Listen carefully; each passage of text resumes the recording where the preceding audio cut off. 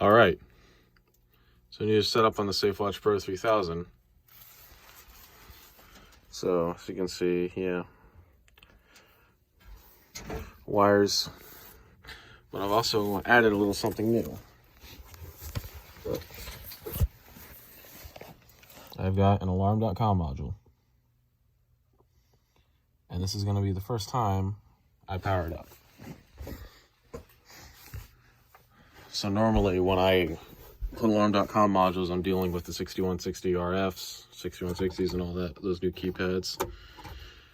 And I've got older 6129s and 6128s.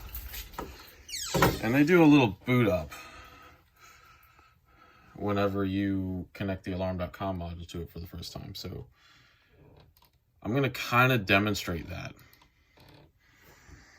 You know, hopefully I'm able to get both keypads, but it's going to be a little difficult doing that. So yeah, let's hope that everything works out.